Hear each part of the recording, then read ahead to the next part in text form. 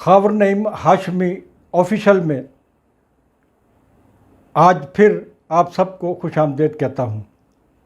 ہمارا جو آج کا موضوع ہے جس پہ ہم بات کریں گے وہ تھیٹر کے دو نامور اداکاراؤں کی موت سے متعلق ہے، مستانہ اور ببو برال، جنہوں نے پاکستان میں تھیٹر کی دنیا میں بادشاہت قائم کی، اور پھر ان کی جس بے چارگی کے ساتھ موت ہوئی اور ایک ساتھ ہی ان دونوں کا انتقال ہوا، ان کے انتقال کی وجہ کیا تھی اور ان کے عروج اور زوال کی کہانی آپ کی خدمت میں پیش کرتا ہوں۔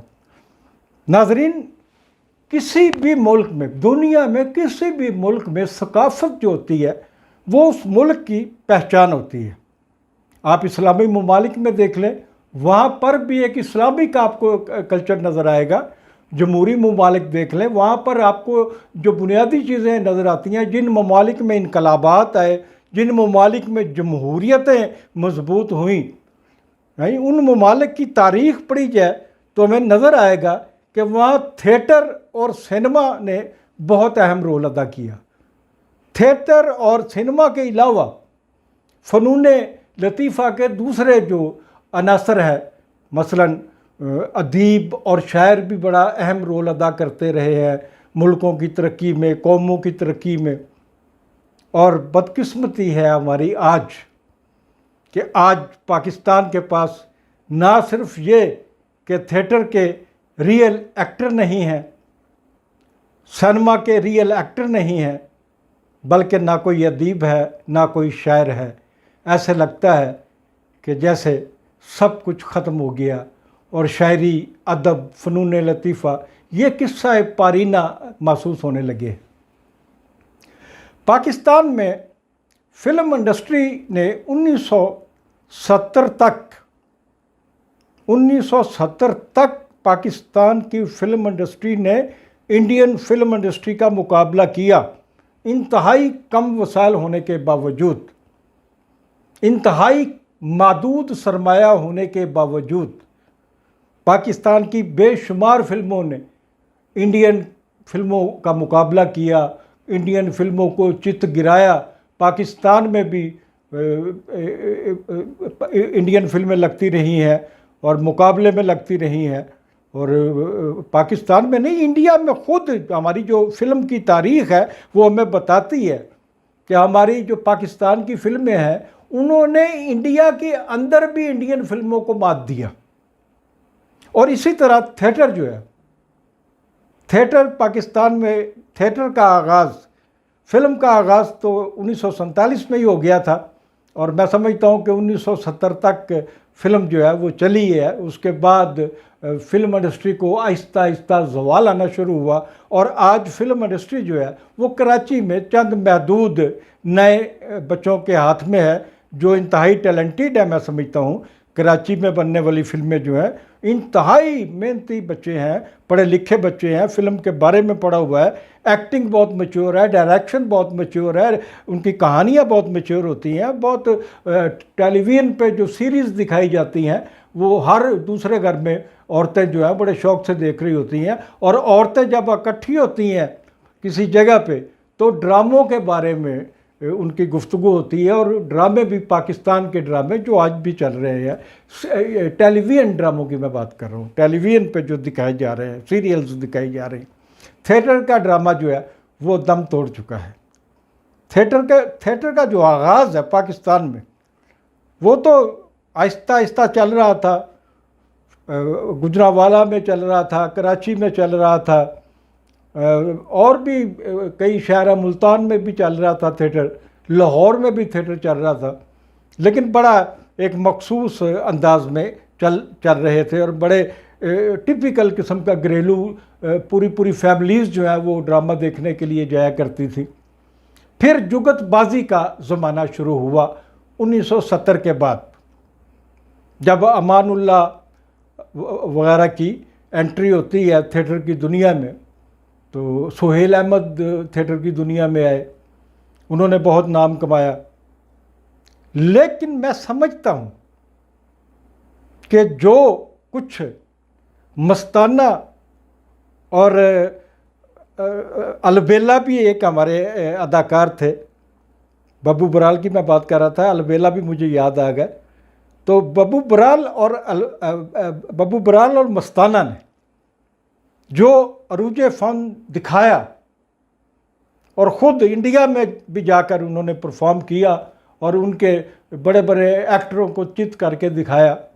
ہمارے بہت سارے تھیٹر کے اداکار ایسے بھی ہیں جنہوں نے انڈیا میں لوگوں کو جا کر تھیٹر پہ اداکاری کے رموز سکھائے، ایسا بھی ہے. تو تھیٹر چل رہا تھا، کامیڈی ہو گئی، پہلے فیملی ڈراماز ہوتے تھے، پھر کامیڈی ڈراماز آ گئے. کامیڈی ڈراماز میں بھی ایک سلجھاؤ تھا، رکھ رکھاؤ تھا، کوئی ولگیرٹی نہیں تھی، سب کچھ بڑی آسانی سے چل رہا تھا. اور امان اللہ بے تاج بادشاہ سمجھے جاتے ہیں اور تھے وہ، اور ان کا سر پہ بہت بڑا سہرا ہے پاکستان کے تھیٹر کو پوری دنیا میں روشناس کرانے کے لیے. امان اللہ کو خراج عقیدت پیش کرنا بہت ضروری ہے. تو ناظرین، ہوتا یوں ہے کہ 1990 کے بعد آہستہ آہستہ آہستہ تھیٹر کی دنیا میں ڈانسروں کا آنا جانا شروع ہو جاتا ہے. پہلے ایک ڈانس پر ڈرامہ چلایا جاتا ہے، پھر آہستہ آہستہ جب دیکھتے ہیں کہ لوگ جو ہیں وہ رقاصاؤں کو دیکھنے کے لیے، وہ ڈانس کیا تھے، مجرے تھے، کہ رقاصاؤں کے مجرے دیکھنے کے لیے آتے ہیں. تو جو پروڈیوسر تھے، ڈائریکٹر تھے پاکستانی تھیٹر کے، انہوں نے اس کو پروموٹ کرنا شروع کر دیا. سب سے پہلے بازار حسن سے لڑکیاں لائی گئیں اور وہ اپنے کمالات دکھاتی رہیں. پھر لوگوں کے اندر اور خاص طور پہ نچلے طبقے میں، متوسط طبقے اور نچلے طبقے نے بہت زیادہ متاثر ہوئے. دونوں طبقات یہ جو مجرے تھیٹروں پہ دکھائے جانے لگے، تو یہاں تک ہونے لگا کہ محنت کش لوگ جو تھے سارا دن مزدوری کرنے کے بعد گھر میں روٹی دال کا انتظام کرنے کی بجائے تھیٹر دیکھنے کے لیے چلے جایا کرتے تھے. یہ ڈانسز نے پاکستان میں یہ سارا سلسلہ شروع کیا. پھر زمانہ آتا ہے اداکارہ نرگس کا، خوشبو کا، اور بے شمار نامہ ہنا شاہین تھی اور دیدار تھیں. تو اس طرح 4 5 6 لڑکیاں جو ہیں، خوشبو کا نام بھی لینا بہت ضروری ہے. ان لڑکیوں نے آ کر پاکستان میں تھیٹر کو ہیرا منڈی کے انداز میں پیش کیا. کامیڈی بھی پیچھے چلی گئی، کامیڈین کی حیثیت بھی کوئی نہیں رہی. کامیڈین ایسے لگتا تھا جیسے مہمان اداکار کے طور پہ کوئی کامیڈین رکھے گئے ہیں. میں نے جو آخری خود 1 2 ڈرامے دیکھے، اس میں نے ایک ڈرامے میں 5 ڈانسز بھی میں نے دیکھے، اور ڈانسروں کو راتوں رات امیر و کبیر ہوتے ہوئے دیکھا گیا. تو اسی طرح کی جب فحاشی شروع ہوئی تو گورنر تھے مقبول صاحب، مقبول صاحب تھے ہمارے، گورنر تھے پنجاب کے. تو ان تک جب یہ اطلاع پہنچی کہ پاکستان میں تھیٹرز میں بہت زیادہ نیوڈنس آ گئی ہے اور بےہودگی اور ننگا پن آ گیا ہے، تو انہوں نے تھیٹروں پر چھاپے مروانا شروع کر دیے، گورنر مقبول صاحب نے. تو اسی طرح کا ایک چھاپا مارا گیا لاہور کے ناز سینما میں. جب چھاپا مارا گیا اس وقت اداکارہ نرگس جو ہے وہ ایک ڈانس پر پرفارم کر رہی تھی، اور اس ڈرامے میں ببو برال اور مستانہ بھی کام کر رہے تھے، جو سٹیج پر نہیں تھے، بیک سٹیج بیٹھے ہوئے اپنی باری کا انتظار کر رہے تھے. اچانک شور پڑ گیا کہ پولیس آ گئی، چھاپا پڑ گیا. نرگس ایک دم وہاں سے رفو چکر ہو جاتی ہے، اور کسی کی جاننے والے کی یا کسی بھی وہاں کا جو لوگ اس کے بے شمار جاننے والے ہوں گے، کسی کی سنا ہے موٹر سائیکل پہ بیٹھ کے وہاں سے فرار ہو گئی. مستانہ اور ببو برال پولیس کے ہتھے لگ گئے، اور دونوں فنکاروں کو، جو انتہائی ٹیلنٹڈ ایکٹر تھے، جنہوں نے پاکستان میں کامیڈی جو ہے وہ اس کو زندہ کر دیا تھا، ڈرامہ کو زندہ کر دیا تھا، کلچر کو زندہ کر دیا تھا، لوگوں کو ہنسنے کا موقع دیا تھا۔ بے ساختہ لوگ انہیں دیکھ کر ان کو مکالمہ بولنے کی بھی نوبت نہیں آتی تھی۔ ایک ڈرامہ تھا شرطیہ میٹھے، اس میں امان اللہ بھی تھے، مستانہ بھی تھے، ببو برال بھی تھے۔ جس بندے نے شرطیہ میٹھے پاکستانی ڈرامہ دیکھا ہے وہ جان سکتا ہے کہ پاکستان میں تھیٹر کتنا مضبوط ہو چکا تھا۔ تو ہم بات کر رہے تھے اداکارہ نرگس کی، رقاصہ نرگس کی، جو بعد میں ہیروئن بھی آئیں، جنہوں نے اپنی فلمیں بھی پروڈیوس کیں اور کافی انہوں نے کام کیا فلم انڈسٹری میں بھی۔ تو نرگس وہاں سے رفو چکر ہو گئی اور میں نے بتایا کہ مستانہ اور ببو برال پولیس کے ہتھے چڑھ گئے۔ پولیس ان دونوں کو لے کر یہ سول لائن تھانے میں لے آتی ہے۔ دونوں فنکاروں کو ننگا کر کے ان کو پولیس کا روایتی جو ہتھیار ہوتا ہے چھتر مارنے والا، وہ چھتر مارے گئے اور ان پر تشدد کیا گیا، ان سے بدتمیزی کی گئی، تھپڑ مارے گئے، گالیاں نکالی گئیں، ان کے خلاف پرچہ کاٹا گیا۔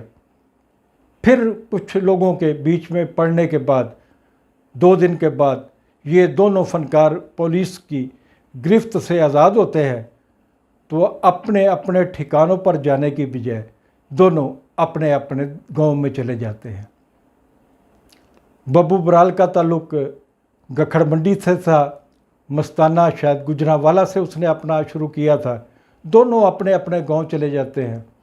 دونوں جانے کے بعد دونوں کی جو تصاویر میں نے دیکھی چند ماہ کے بعد کہ دونوں نے تصاویر میں نظر آ رہا تھا کہ لمبی لمبی داڑیاں رکھی ہوئی ہیں، اور یہ بڑا اچھا تھا کہ وہ مذہب کی طرف بھی راغب ہوئے، نمازیں بھی پڑھنا شروع کی انہوں نے۔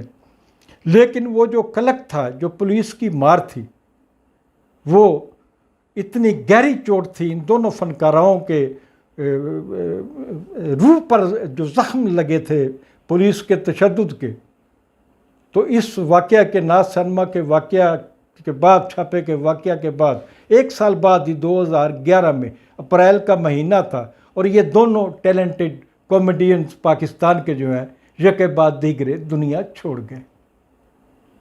ناظرین، اس سے پہلے کہ میں آپ سے الوداع لوں، آپ سے گزارش ہے خاور نعیم ہاشمی آفیشل کو سبسکرائب کریں، اسے دوستوں کو فارورڈ کریں۔ خدا حافظ۔